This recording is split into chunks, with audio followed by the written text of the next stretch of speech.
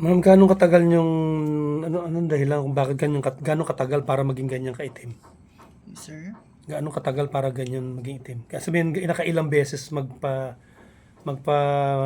microblade or shading para maging ganyan kadilim? Depende po yan sa pigment na ginamit. Ah, Kaya nagkaganon siya. miski isang beses lang, Mm-mm. gaganyan na agad? Ako nga isang beses lang yun. Isang beses lang po to? Magti 3 years na yan. Ibig sabihin dark pigment ginamit. Tsaka madiin siguro talaga.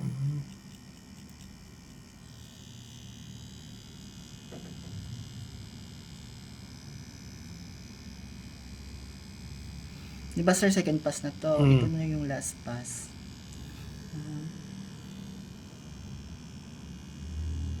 Eh paano sir, pag yung naka third class na tapos may itim pa rin? Doon ka po magfo-focus. So pwede pa mag fourth pass? Hindi po. Sa third pass doon ka mag-focus? Mm-mm. Kaya kung nag-shade po na po tayo. Para makita nyo po kung saan po yung may dark spot na Nakita mo sir, nakapasok na yung pigment, para nag-brown na siya.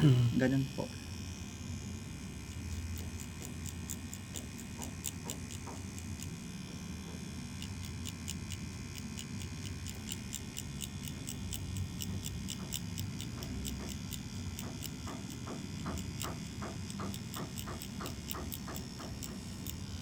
So hindi siya totally mawawala. Magiging lighter lang. Mm-mm. Parang light brown, gano'n. Mag-light lang siya para Hindi katulad dati talaga itim, no? Opo. Makikita to ni ma'am kapag na, heal. So gaano katagal sir ang healing niyan? Parang kilay din po. So hindi niya dapat basahin. Opo. Hindi kayo maliligo. Explain mo maya sir yung bawal.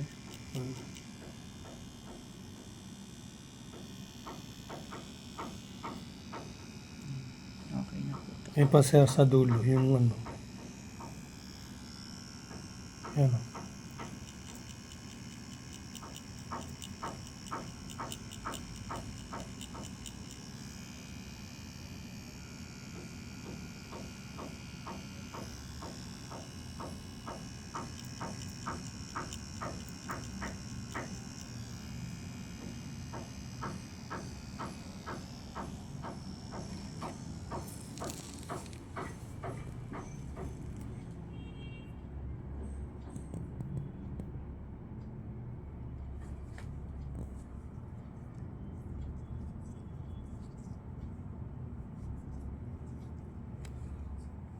Yan o, nag-light din siya. Mas darker yan. Para tayo sir. Pumasok siya.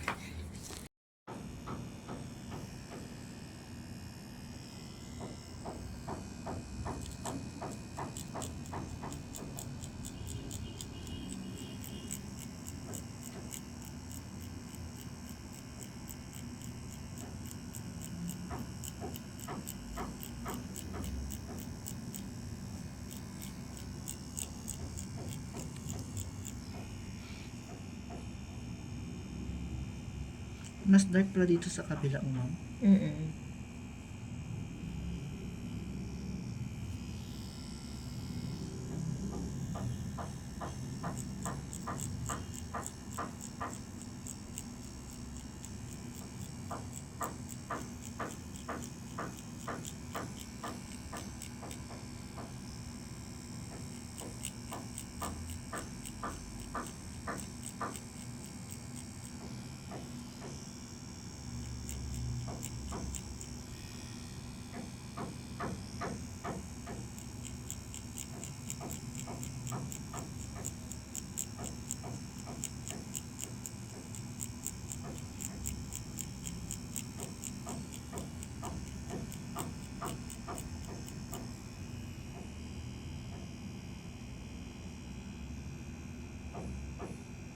Yan sir, tapos na tayo ng second pass.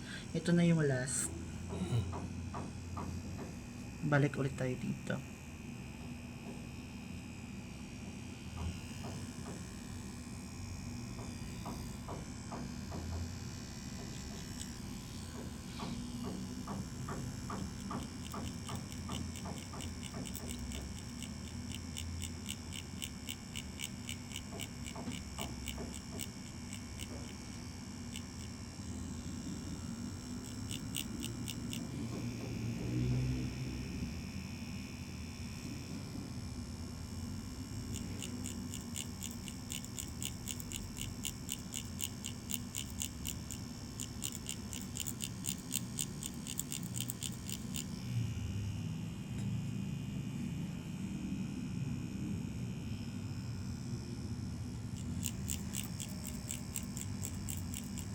Depende po yan sir sa ano sir, sa skin type ng client. Anong skin type ni ma'am? Ano to eh? Dry siya, hindi Dry? siya oily. Oo, mabilis na kasi pumasok ang pigment. Meron bang skin type na normal? Opo. Eh baka yung normal yung kanya. Ha? Baka normal. Kapag ano sir, kapag normal, mabilis lang po makapasok si pigment. So yung yan. Dito mabilis lang siya, hindi siya oily. So normal siya. Hindi ka naman acidic ma'am, no? Ewan ko. Paano ba pag acidic? Ang acidic sir, diyan mo hirap hirap mo papasukin si pigment. Eh pag oily, Mahirap din. mas mahirap diba? Di ba mga datakal kanina ni Ma'am Pearl sa'yo, yung acidic at saka yung oily. Mm. Ganun po yun.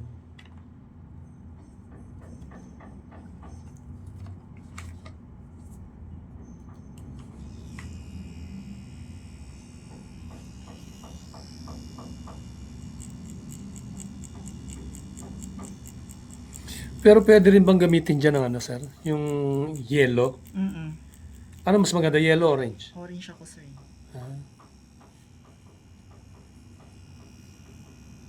Tapos pwede mo yan i-combine yung orange at saka yellow. You mean, paano sabihin? Di ba may picture ka doon sir? Yung ano. Ayun po. Paghahaluin ko?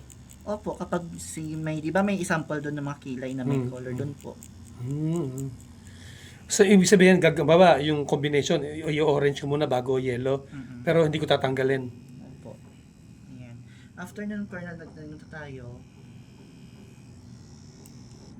So, yun. Sir.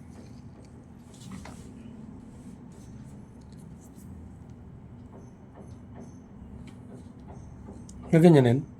Babad lang natin tapos i-ganin. Gano'ng katagal sir? Saglit lang po yun kasi i-anin na natin siya, sir. I-foam. Foam, yung blue, ano? Yung,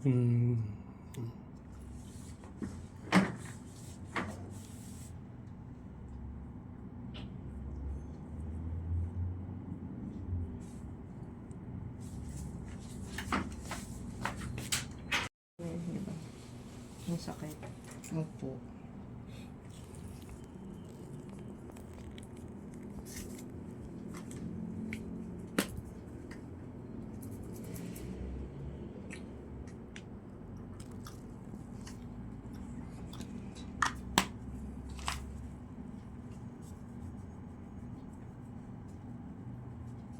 hindi pwede patuloy sa mata yan, no?